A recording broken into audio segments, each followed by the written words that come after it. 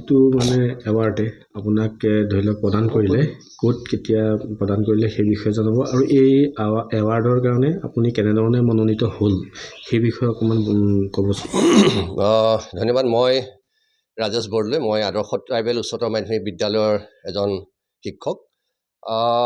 2025 চনৰ অক্টোবৰ মাহত এই শ্ৰী শ্ৰী ৰবিশংকৰ বিদ্যামন্দিৰ ট্ৰাষ্টৰ তৰফৰ পৰা অৰ্থাৎ আৰ্ট অফ লিভিঙৰ এটা ন্যাস শ্ৰী শ্ৰী ৰবিশংকৰ বিদ্যামন্দিৰ ট্ৰাষ্ট SSRVM কোৱা হয়। তো SSRVMৰ তৰফৰ পৰা বিভিন্ন বিদ্যালয় আৰু ভাৰতৰ বিভিন্ন বিদ্যালয় আৰু বিভিন্ন ধৰণৰ ব্যক্তি মানে ইন'ভেটিভ কাম কৰা কিছুমান শিক্ষকক তেওঁলোকে পুৰস্কৃত কৰে। তো এইবছৰ যেতিয়া এই কথাখিনি মই গম পালোঁ, তেতিয়া তাত মই দেখিলোঁ যে শ্ৰী শ্ৰী ৰবিশংকৰ বিদ্যামন্দিৰ ট্ৰাষ্টৰ ফালৰ পৰা সমগ্ৰ ভাৰতৰ বিশেষকৈ উত্তৰ পশ্চিম আৰু পূব মানে উত্তৰ দক্ষিণ পূব পশ্চিমৰ এই 4টা মণ্ডলৰ পৰা 4জন বিশেষ শিক্ষকক তেওঁলোকে পুৰস্কৃত কৰে। আৰু এই পুৰস্কাৰত মানপত্ৰ থাকে, 51,000 কেছ মানি দিয়া হয় আৰু কিতাপৰ টোপোলা, এখন শ্বল এনেকৈ দিয়া হয়। তো এই কথাখিনি জনাৰ পিছত মই দেখিলোঁ যে তাত আচলতে নিজে এপ্লাই কৰিব নোৱাৰে, নিজে নমিনেট কৰিব নোৱাৰে, চেল্ফ নমিনেশ্যন নহয়, যে বেলেগে নমিনেট কৰিব লাগে। এজন মোৰ বিষয়ে মোৰ শৈক্ষিক কৰ্মবোৰৰ বিষয়ে জনা এজন শিক্ষকে বা এজন মানে বিষয়াই এই নমিনেশ্যন কৰিব লাগে। নমিনেশ্যন কৰাৰ ফলত তেওঁ যদি সেই ক্ৰাইটেৰিয়াত পৰে তেতিয়া তেওঁৰ এটা পাৰ্চনেল ইণ্টাৰভিউ হয়। তো মোৰ ক্ষেত্ৰত কি হ'ল, মই সকলো ডকুমেণ্টছ নৱেম্বৰ মাহৰ 30 তাৰিখৰ ভিতৰত অৰ্থাৎ লাষ্ট ডেট আছিলে ছাবমিট কৰাৰ পিছত, নমিনেটজনে ছাবমিট কৰাৰ পিছত এই বছৰৰ জানুৱাৰী মাহৰ 3 তাৰিখে মোৰ এটা অনলাইন যোগে 5জনীয়া এখন পেনেলে মোৰ ইণ্টাৰভিউ ল'লে। আৰু ইণ্টাৰভিউ লোৱাৰ পিছত 14 তাৰিখে এটা মেইল যোগে মোক কোৱা হ'ল যে আপুনি এই বঁটাৰ বাবে মনোনীত হৈছে। আৰু লগে লগে তাৰ পিছদিনাখন এখন গুগল মিট দিলে। আৰু গুগল মিটত যিসকল নিৰ্বাচিত হৈছে 4জন শিক্ষক, তেওঁলোকৰ লগত আমাৰ এখন চিনাকি পৰ্ব হ'ল। কেনেকৈ আহিব তাৰ বিষয়ে ঠিক ঠাক কৰা হ'ল। কোন ফ্লাইটত আহিব, কোন ট্ৰেইনত আহিব, ক'ত নামিব, সেই পৰ্যন্ত সকলো ঠিক ঠাক কৰি সম্পূৰ্ণ তেওঁলোকে ঠিক ঠাক কৰি পেলাই আমাক বেংগলোৰৰ আন্তৰ্জাতিক আৰ্ট অফ লিভিং আশ্ৰমত আমাক এই পুৰস্কাৰ প্ৰদান কৰিলে। 24 তাৰিখে প্ৰথমে আমি তাত 23 তাৰিখে আমি পালোঁগৈ বেংগলোৰত। আমাৰ 24 তাৰিখে তেওঁলোকে গোটেই আশ্ৰমখনত বিভিন্ন ধৰণৰ শৈক্ষিক কামবোৰক আমাক পৰিদৰ্শন কৰালে। তাৰপিছত আমাৰ ট্ৰাষ্টৰ যিসকল বিষয়ববীয়া আছিলে, সদস্য আছিলে, তেওঁলোকৰ লগত আমাৰ চিনাকি পৰ্ব হ'ল অতি সুন্দৰ মানে এটা বাতাবৰণৰ মাজত।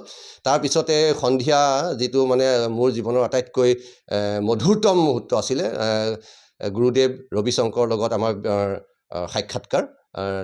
মই যিহেতু মিচিং সমাজৰ খুব স্বাভিমান এটি মানে গালুক আৰু মই এই মৰফলা পিন্ধি গৈছোঁ, তেওঁ চিনিয়ে পালে যে অসমৰ পৰা বুলি। তাৰপিছত চিনাকি বাবদ তেওঁ খুব আশীৰ্বাদ দিলে আমাক।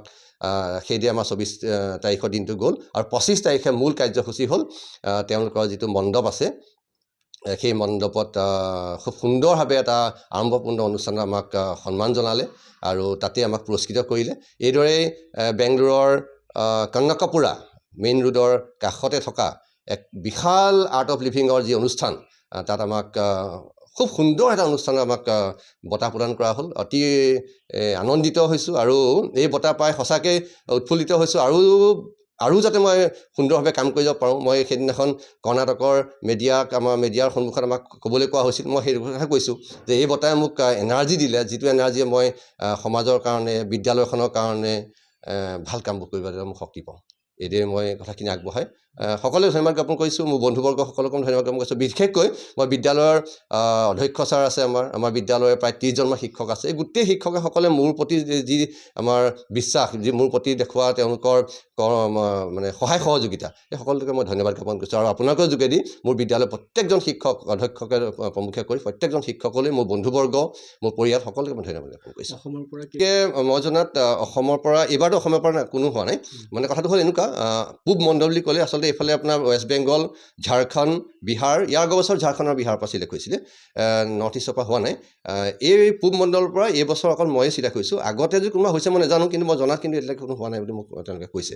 আৰু কিমানে এপ্লাই কৰিছে সেই বিষয়ে আমি গম নাপাওঁ, কাৰণ আমাক ইণ্টাৰভিউটোত মাত্ৰ ব্যক্তিগতভাৱে আমাক ইণ্টাৰভিউ লৈছিলে অনলাইন যোগে তো সেই বিষয়ে আমি গম নাপাওঁ কিন্তু যি ইণ্টাৰভিউ লৈছিলে সেই ইণ্টাৰভিউ সঁচাকৈ বৰ মানে সুন্দৰ ইণ্টাৰভিউ আছিলে আৰু প্ৰত্যেকটো কুৱেশ্যনত উত্তৰ দিয়াৰ পিছত তেওঁলোকে যিধৰণে আমাক এনকাৰেজ কৰিছিলে সঁচাকৈ অভিভূত আৰু এটা মানে জীৱনৰ আটাইতকৈ ভাল মুহূৰ্ত কিছুমান পাৰ কৰি আহিলোঁ বেংগলোৰৰ আৰ্ট অফ লিভিঙত কিমানজনে এনেদৰে পুৰস্কৃত হৈছে সৰ্বভাৰতীয় ক্ষেত্ৰত এতিয়ালৈ কিমান হৈছে জানো খালি এইবছৰ আমাৰ মানে যিটো মোৰ মানে এৱাৰ্ড সেইটো হৈছে Shri Shri award for best educator তাতকৈ মাত্ৰ পাঁচজন মানে চাউথৰ পৰা দুজন আপুনি কথাটো এনেকুৱা যেতিয়া এই এৱাৰ্ডটো দিয়া হয় অকল যে শৈক্ষিক ক্ষেত্ৰত যে কিবা কৰিছে এনেকুৱা নহয় তো কেইবাটা বস্তু চোৱা হয় হলিষ্টিক যিটো কোৱা হয় সেইটো চোৱা হয় যে চৰকাৰে এজন শিক্ষকক যেতিয়া এপইণ্টমেণ্ট দিয়ে তেওঁ কামেই হৈছে শিক্ষকতা কৰিব লাগিব তেওঁ দৰমহা দিছে নহয় তেওঁ বিদ্যালয়খনত তেওঁ পঢ়াব লাগিব কিন্তু তাৰ লগতে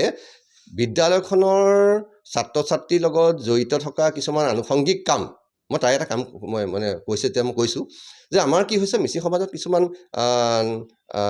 খুব কম সংখ্যক আছেগৈ এতিয়া মাকসকল এতিয়াও অশিক্ষিত হৈ আছে এতিয়া অশিক্ষিত কথাটো এনেকুৱা আজিৰ যুগত অশিক্ষিত বুলি ক'লে আচলতে লিখা পঢ়া নজানিলে নহয় ডিজিটেলি লিটাৰেচি হ'ব লাগিব তাই আমি কি কৰিছোঁ ক্লাছ 10ত মই প্ৰজেক্ট কৰিছিলোঁ যে ছাত্ৰ ছাত্ৰীয়ে নিজে গৈ ছাত্ৰ ছাত্ৰীসকলৰ নিজৰ মাকক পঢ়াব তো সেইটো প্ৰজেক্টটোৰ নাম আছিলে যে ইটছ ওৱান টিচ ওৱান দ্য ষ্টুডেণ্ট উইল টিচ দিয়াৰ মাদাৰ ফৰ ডিজিটেল লিটাৰেচি তেনেকৈ এটা প্ৰজেক্ট কৰিছিলোঁ যিটো ছাত্ৰ ছাত্ৰীয়ে মোৰ মানে কামটো মই কৰা নাই আকৌ দেই কথাটো ভুল হ'ব মই কৈছোঁ ছাত্ৰ ছাত্ৰীয়ে কৰিছে মোক সহায় সহযোগিতা কৰিছোঁ তো এনেধৰণে কিছুমান কাম কৰিছিলোঁ আৰু তাৰ লগতে অন্ধবিশ্বাস কুসংস্কাৰ বাল্যবিবাহ মুক্ত কৰোঁ আহক বুলি আমি এবছৰীয়া এটি সজাগতা অনুষ্ঠান কৰি আছোঁ আমি প্ৰথম আৰম্ভ কৰিছিলোঁ আমি নৱেম্বৰ মাহত আমি ভেকেলি চাপৰি বুলি এটা চাপৰি আছে তাৰপৰা আমি আৰম্ভ কৰিছোঁ আৰু এই বছৰজোৰা কাৰ্যসূচী আমি সমাপ্ত কৰিম ডিচেম্বৰ 2024 এইদৰে বিদ্যালয়খনৰ লগত ছাত্ৰ ছাত্ৰীক পঢ়োৱাৰ লগতে এনেধৰণে দুই এটা সৰু সুৰা সামাজিক কাম কৰিছিলোঁ যিসমূহ মই ইয়াত উপস্থাপন কৰিছিলোঁ আৰু তাৰ বাবে চাগে তেওঁলোকে এই বঁটাৰ বাবে মোক নিৰ্বাচন কৰিলে আৰু সেয়াই কথাটো হ'ল যে সৰুকৈ কৰিছোঁ তাকে মই ভালকৈ কৰিবলৈ চেষ্টা কৰিছোঁ